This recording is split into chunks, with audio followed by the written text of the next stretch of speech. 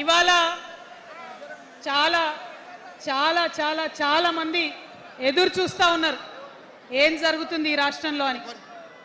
ఒక్క మాట మాత్రం నేను నా తెలంగాణ ప్రజలకు చెప్పగలుగుతా. గత 20 ఏళ్లుగా తెలంగాణ ఉద్యమంలో నేను పోషించినటువంటి పాత్ర, తెలంగాణ జాగృతి పోషించినటువంటి పాత్ర మీ అందరికీ తెలిసిందే. తెలంగాణ ఉద్యమంలో ఆడబిడ్డలందరినీ కూడా భాగస్వామ్యం చేయాలని చెప్పి తెలంగాణ జాగృతి నుండి బతుకమ్మను ఎత్తుకొని ఊరు వాడ తిరిగి మా జాగృతి కార్యకర్తలు తెలంగాణ సాంస్కృతిక దీపాన్ని పదిలంగా దాచిపెట్టుకున్నారు. మరి వారు దాచినటువంటి ఆ దీపం ఆనాడు చాలా చీకటిలో కాలరాత్రిలో కూడా ఒక కాగడాలాగా తెలంగాణ ఉద్యమకారులకు వెలుగునిచ్చింది. మా సింగరేణి గని కార్మికుల చేతిలో కందిలైంది. మొత్తం తెలంగాణ సమాజానికి కూడా ఒక కాంతి రేఖ అయింది. అప్పటి వరకు చాలా మంది మాట్లాడేది, మా స్టూడెంట్స్ అయినా అందరూ కూడా మాట్లాడేది, ఈ ఆంధ్రోళ్లతోని పంచాయతీ అవుతుందక్క, ఏం చెప్పాలి, మా గురించి ఎట్లా చెప్పుకోవాలి, మన సంస్కృతి గురించి ఎట్లా చెప్పుకోవాలని మాట్లాడినప్పుడు బతుకమ్మ వచ్చిన తర్వాత బలం వచ్చింది. బతుకమ్మ పాట వచ్చిన తర్వాత ఇది మా సంస్కృతి, ఇది మా పండుగ, ఇగో గిది తెలంగాణ అని ఎత్తిన ప్రతి బతుకమ్మలో కూడా జై తెలంగాణ జెండా పెట్టి మా ఆడబిడ్డలందరూ కూడా బతుకమ్మ అంటే ఏందో ప్రపంచానికి పునఃపరిచయం చేసుకోవడం జరిగింది. ఏ ఉద్యమానికైనా డెఫినెట్గా భౌగోళిక స్వరూపం ఉంటుంది, శక్తులు ఉంటారు, వ్యక్తులు ఉంటారు, కానీ ఒక సాంస్కృతిక పునాది, సాంస్కృతిక నేపథ్యం ఉన్నప్పుడే ఆ ఉద్యమాలు తుదముట్టాయని చెప్పి అందరం కూడా అనుకుంటాం. తెలంగాణ ఉద్యమానికి బలమైనటువంటి సాంస్కృతిక పునాదినిచ్చి ఆడబిడ్డలందరినీ ఉద్యమంలో జత చేసినటువంటి ఘనత ఇక్కడ ఉండేటటువంటి జాగృతి కార్యకర్తలదేనని నేను ఇవాళ సగర్వంగా ప్రకటిస్తా ఉన్నాను. మరి ఇవాళ మిమ్మల్ని నేను కోరేది ఒకటే, కష్టపడ్డాం, తెలంగాణ తెచ్చుకున్నాం, కానీ మనం కలలు కన్న తెలంగాణ వచ్చి 12 ఏళ్ళైనా ఇంకా కూడా మనకు రాలేదు. ఏమేం కలలతో తెలంగాణ తెచ్చుకున్నామో ఆ కలలన్నీ ఇంకా నిజం కాలేదు. మరి తెలంగాణ ఉద్యమ రథం, ఆనాటి ఉద్యమ రథసారథి కేసీఆర్ గారి నేపథ్యంలో తెలంగాణ ఉద్యమ రథం ఎక్కడో దారి తప్పింది. తెలంగాణ ప్రజల ఆర్తిని అది అర్థం చేసుకోలేకపోయింది. డెఫినెట్గా సామాజిక తెలంగాణ రథచక్రం అనేది విరిగి ముక్కలైపోయింది. ఒక కొత్త రాష్ట్రం వచ్చిన తర్వాత ఏ తరహా అయితే పని జరగాలో, ఏ తరహా అయితే పనులు ప్రారంభించుకోవాలో అవి జరగలేదని చెప్పడానికి ఒక ఇంత బాధపడతా ఉన్నాను. ఆనాడు ఏమనుకున్నాం, తెలంగాణ రాష్ట్రం వస్తే మనందరి బానిస సంఖ్యలు పోతాయి అనుకున్నాం, కానీ రైతులకు బేడీలు పడ్డాయి, ఇసుక దందా మీద ప్రేమతోని నేరెళ్ల దళితులకు దెబ్బలు పడ్డాయి, చావులైనాయి. ఒకరిద్దరు కలిసి మాట్లాడుకోవాలంటే ఎవరు ఫోన్ ఎక్కడ మానిటర్ చేస్తుండ్రో అని భయం, వ్యక్తిగత స్వేచ్ఛ లేదు, దారుణమైనటువంటి నిఘా నీడలో తెలంగాణ అంతా కూడా బతికింది. ఇది వాస్తవం. మనం అనుకున్న కలల తెలంగాణ రాలేదన్నది ముమ్మాటికి వాస్తవం. మరి అటువంటి సందర్భంలో నేను ఇవాళ మీ అందరికి ఒక మాట చెప్పాలి. ఆనాడు పరిపాలించిన కుటుంబంలో నేను కూడా ఒక భాగం. ఆనాడు పరిపాలించిన కుటుంబంలో ఒక భాగమైనందుకు కొన్ని విషయాలకు నేను సిగ్గుపడతా ఉన్నాను. తెలంగాణ ప్రజల్ని క్షమించమని కూడా కోరుతా ఉన్నాను. కానీ తెలంగాణ సాధించినందుకు మాత్రం చాలా గర్వపడుతున్నాను. నా జన్మ ధన్యమైందని చెప్పి భావిస్తూ ఉన్నాను. మరి అనేకమైనటువంటి తప్పులు జరిగినాయి, అనేకమైనటువంటి నేరాలు జరిగినాయి, అనుకున్నటువంటి తెలంగాణ సాధించుకోలేదు. మరి ఆ తప్పులో ఎక్కడో ఒక దగ్గర నాకు భాగం ఉందని చెప్తున్నప్పుడు మరి కేవలం క్షమాపణ చెప్తే సరిపోతుందా? ఏ తెలంగాణ అయితే కావాలనుకున్నామో, ఏ సామాజిక న్యాయ తెలంగాణ అయితే రావాలని అనుకుంటున్నామో దానికోసం నడుం బిగించి కష్టపడి పని చేయాల్సిన అవసరం కూడా ఉంది. మరి ఇవాళ పని చేయడం కోసమే తెలంగాణ రాష్ట్ర సేన ఇవాళ తెలంగాణ ప్రజల ముందుకు వచ్చింది. రేపటి నుంచి మీరు చూస్తారు మా పని ఎట్లుంటుందో, మా పనితీరు ఎట్లుంటుందో. ఎందుకంటే ఏ పోరాటం చేయాలన్నా ఏ ప్రజలకు మంచి చేయాలన్నా కేవలం కొట్లాడితే సరిపోదు, దానికి రాజకీయ అధికారం కూడా ఉండాలి. రాజకీయ అధికారం తోడైనప్పుడే ప్రజలకు చేయాలనుకున్న మంచి చేయగలుగుతాం. అందుకే ఇవాళ పార్టీ పెట్టేది. అదర్వైజ్ గత 11 నెలల నుంచి తెలంగాణ జాగృతి చేస్తున్న పోరాటాలు మీరు చూస్తున్నారు. ఎన్ని పోరాటాలు తీసుకున్నాం, ఎన్ని రకాలుగా సక్సెస్ సాధించడం మీరు చూసిండ్రు. కానీ ఉట్టి పోరాటాలు సరిపోవు, ఖచ్చితంగా రాజకీయ అధికారం ఉండాలి. దానికోసమే ఇవాళ తెలంగాణ రాష్ట్ర సేన మీ ముందుకు వచ్చిందని చెప్పి నేను సగర్వంగా ప్రకటిస్తూ ఉన్నాను. మరి ఈ పొలిటికల్ పార్టీ ఏదైతే తెలంగాణ ప్రజల కోసం వచ్చిందో అది టెక్నికల్గా అధికారం తెచ్చుకోవడానికి, ఎన్నికల్లో పాల్గొనడానికి డెఫినెట్గా బాగుంటుంది. కానీ దానికి ఒక ఆత్మ ఉండాలి, దానికి ఒక నేపథ్యం ఉండాలి. ఇవాళ బీఆర్ఎస్తో అదే కదా ప్రాబ్లం. టెక్నికల్గా బాగున్నారు, ఎలక్షన్ పోతున్నారు, సీట్లు గెలుస్తున్నారు, కానీ తెలంగాణ ఆత్మను కోల్పోయింది. కాబట్టే ఇవాళ తెలంగాణ రాష్ట్ర సేన వచ్చింది. నేను తెలంగాణ ప్రజలందరికీ చేతులు జోడించి నమస్కరించి ఒక మాట చెప్తున్నా, హార్ట్ఫుల్గా చెప్తున్నా, నా హృదయాంతరాల నుంచి ఒక మాట చెప్తా ఉన్నా. నేను తెలంగాణలో ఉన్న 3.5 కోట్ల మంది తెలంగాణ బిడ్డలందరికీ ఒక అమ్మగా పరిణితి చెందాలనుకుంటున్నా.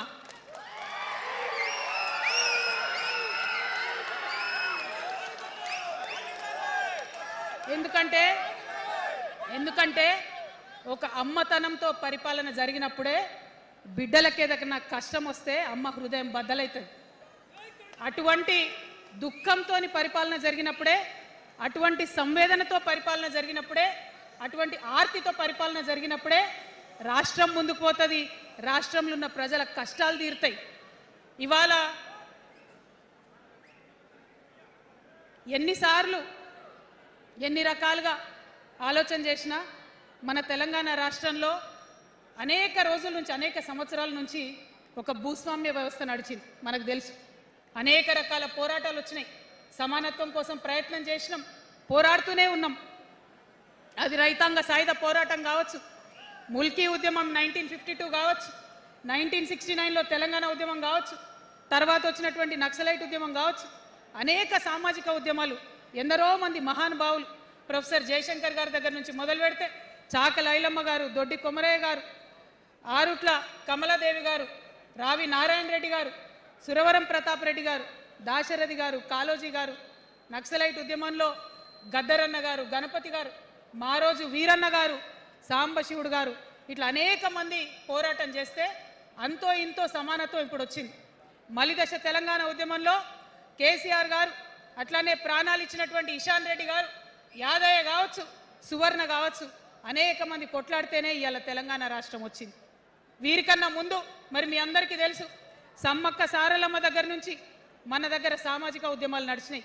కొమరం భీమ్ కావచ్చు, సమ్మక్క సారయ్య కావచ్చు, సారలమ్మ కావచ్చు, షోయబుల్లా ఖాన్ కావచ్చు, మగ్దూం మొయ్యుద్దీన్ కావచ్చు, ఇట్లా అనేక మంది కొట్లాడితే కొంచెం సమానత్వం వచ్చింది.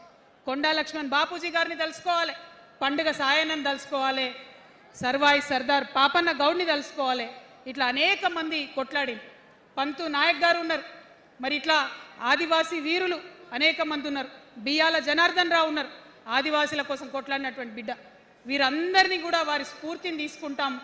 రాజ్యాంగబద్ధంగా రాజకీయ శక్తితోని పోరాటాలు మిళితం చేసి, ప్రజా పోరాటాలు మిళితం చేసి మనం కలలుగానేటటువంటి సామాజిక న్యాయ తెలంగాణను సాధిస్తామని మళ్ళొకసారి సగర్వంగా ప్రకటన చేస్తూ ఉన్నాం. మరి వాళ్ళ తెలంగాణ రాష్ట్ర సేన మీ ముందుకు వచ్చిందంటే ఉట్టిగానే రాలే. తెలంగాణలో ఏం జరుగుతుందో ఒకసారి తెలుసుకోవాలి, మనం ఆలోచన చేసుకోవాలి, అర్థం చేసుకోవాలి. ఎన్ని పార్టీలు ఉన్నాయి? 3 పార్టీలు ఉన్నాయి. భారతీయ జనతా పార్టీని తీసుకుందాం. ఆ బీజేపీ అనే పార్టీకి అసలు తెలంగాణ ఏర్పాటే ఇష్టం లేదు, తెలంగాణ ఏర్పాటు అవడమే ఇష్టం లేదు. అందుకే వాళ్ళ అగ్రనాయకత్వం అంతా కూడా ఏం మాట్లాడతారు? తల్లిని చంపినరు, పిల్లని బతికించారు అని ఒకలంటారు, ఇంకొకరు ఏమంటారు? నిన్ననే ఒక తలకాయ లేని ఎంపీ, మెడకాయ మీద తలకాయనే లేదు ఆయనకు, ఏమన్నాడు ఆ ఎంపీ? ఇండియా పాకిస్తాన్ విడదీసినట్టట, ఆంధ్ర తెలంగాణను విడదీసిరట. మరి వాళ్ళ అగ్రనాయకత్వం ఇన్ని మాటలు అంటుంటే మన ప్రాంతంలో ఉన్నటువంటి భారతీయ జనతా పార్టీ బానిస ఎంపీలు ఎవరైతే ఉన్నారో ఒక్క మాట కూడా వాళ్ళు మాట్లాడరు. ఫెడరల్ స్ఫూర్తికి విరుద్ధంగా రాష్ట్రం ఏర్పాటు అయిన తర్వాత 7 మండలాలు మనకి గుంజుకుంటే పార్లమెంట్లో పల్లీకులు ఇస్తారు, కానీ ఆ ఎంపీలు ఒక్క మాట కూడా మాట్లాడరు. మనకు 8 రూపాయలు ఇవ్వకపోతే ఆ ఎంపీలు ఒక్క మాట మాట్లాడరు. విభజన హామీలు ఇవ్వకపోతే ఆ బీజేపీ బానిస ఎంపీలు ఒక్క మాట కూడా మాట్లాడరు. అంతేకాకుండా సామాజిక న్యాయం అనేటటువంటి ఒక కాన్సెప్ట్కే బద్ద వ్యతిరేకి భారతీయ జనతా పార్టీ. అందుకే ఏం చేస్తున్నారు, మహిళా బిల్ అయితే మోసం 2 సార్లు పాస్ చేసిరు, దాన్ని మొత్తానికే పక్కన పెట్టేసిండ్రు. బీసీ బిల్లు ఇక్కడికి వెళ్ళి పంపిస్తే దాన్ని తొక్కిపెట్టిండ్రు. కులగణన చేస్తామన్నారు, దాన్ని తొక్కిపెట్టిండ్రు. అత్యంత పేదవాళ్లకు సమాజంలో 2 బుక్కల అన్నం పెట్టేటటువంటి ఉపాధి హామీ పథకం ఉంటే కూడా దాన్ని కూడా మొత్తానికి బంద్ చేసి పెట్టిండ్రు. అయినా కూడా ఈ బీజేపీ బానిస ఎంపీలు ఒక్క మాట కూడా మాట్లాడరు, కనీసం పెదవులు తెరవరు. నేను ఇవాళ బీజేపీ ఎంపీలను డిమాండ్ చేస్తున్నా, సవాల్ చేస్తా ఉన్నా, మీరు తెలంగాణ తల్లి బిడ్డలైతే కనీసం భద్రాచలం దగ్గర ఒక 5 గ్రామాలు ఉన్నాయా, ఆంధ్రాలకు పోయినాయి. అవి పోతే మన రాముడి గుడి మునిగిపోతుంది. పోలవరం నిండితే భద్రాచలం మొత్తం కూడా నీళ్ళు వచ్చేటటువంటి పరిస్థితి ఉన్నది.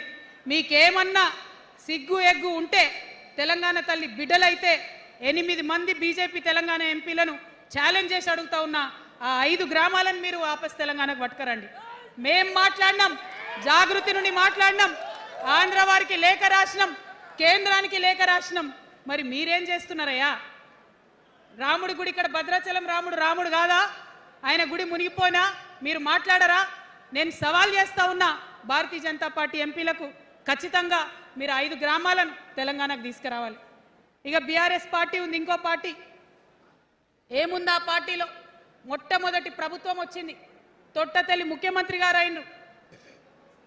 మంచి సాలు తీయాల్సి ఉండే, అది సామాజిక న్యాయానికి కావచ్చు, ఒక ప్రణాళిక కావచ్చు. 3 ముఖ్యమైన అంశాలతో తెలంగాణ తెచ్చుకున్నాం: నీళ్లు, నిధులు, నియామకాలు. ఏం చేసింది బీఆర్ఎస్ పార్టీ? నీళ్ల కోసం 10 సంవత్సరాలలో 1,89,000 కోట్ల రూపాయలు ఖర్చు పెట్టింది. 1,89,000 కోట్ల రూపాయలు ఖర్చు పెట్టి ఎన్ని ఎకరాలకు నీళ్ళు ఇచ్చిందంటే 14 లక్షల ఎకరాలకు నీళ్ళు ఇచ్చింది. అందులో 2 పెద్ద ప్రాజెక్టులు, ఒకటి పాలమూరు, ఇంకోటి కాళేశ్వరం. ఆ రెండిటికి కలిపి 1,21,000 రూపాయలు ఖర్చు పెట్టింది. ఎన్నిటికి నీళ్ళు ఇచ్చిరాయా? ఎన్ని ఎకరాలకంటే 1,00,000 ఎకరాలకు నీళ్ళు ఇచ్చిరు. ఈ మాట బాధతో చెప్తున్నా. నేను కూడా బీఆర్ఎస్ అప్పుడున్న టీఆర్ఎస్కి నేను కూడా నా రక్తాన్ని, నా చెమటని, నా సమయాన్ని కుటుంబంతో, పిల్లలతో గడపాల్సిన టైంలో టీఆర్ఎస్ పార్టీ బలోపేతానికి పనిచేసిన వ్యక్తినే నేను కూడా. ఆనాటి కేసీఆర్ వేరు, ఇప్పటి కేసీఆర్ వేరు. ఆనాటి కేసీఆర్కి తెలంగాణలో చేనేత కార్మికులు చచ్చిపోతుంటే భిక్షాటన చేసిన కేసీఆర్ ఆనాటి కేసీఆర్. ఇయాలటి కేసీఆర్ మారిన మనిషి, మనిషి, మన మనిషి కాదు. ఏమైంది ఇయాలటి కేసీఆర్కి? హైడ్రాల ఇల్లు కూలిపోతుంటే అరుస్తున్నారు, అన్నా ఎక్కడున్నావు రా, వచ్చిండ్రా? రాలే. వెలుగుమట్ల ఇల్లు కూలితే వచ్చిండ్రా? రైతులకు వర్ష బీభత్సమై మొత్తం పొలాలు మునిగిపోతే వచ్చిండ్రా? చేవెళ్ళ దగ్గర బస్ యాక్సిడెంట్ అయితే వచ్చిండ్రా? ఎక్కడ చిన్న కష్టం వచ్చిన ప్రజలకు ఆ సారు రారు, ఆ సారు రారు. ఎందుకంటే ఆయన మారిన మనిషి, మనిషి, గుంటనెక్కల తోడేళ్ల చేతిలో ఖైదీ అయినటువంటి మనిషి, మన మనిషి కాదు. బాధతో, దుఃఖంతో, ఆవేదనతో చెప్తున్న మాట, సంతోషంతో చెప్తలేని ఈ మాట నేను. అట్లాంటి కేసీఆర్ ఎట్లా ఉండే ఒకప్పుడు? అదే ఆర్డీఎస్ అంతా పాదయాత్ర చేసి నా తెలంగాణకు నీళ్లు కావాలని అడిగినరు. ఇవాళ మరి 10 ఏళ్ళ అధికారం ఉంటే పాలమూరు రంగారెడ్డి ప్రాజెక్టు కోసం 10 ఏళ్లలో ముందుకు పోతలేదంటే, ఎవరన్నా తెలంగాణ పట్ల ప్రేమ ఉంటే, పాలమూరు పట్ల ప్రేమ ఉంటే కృష్ణా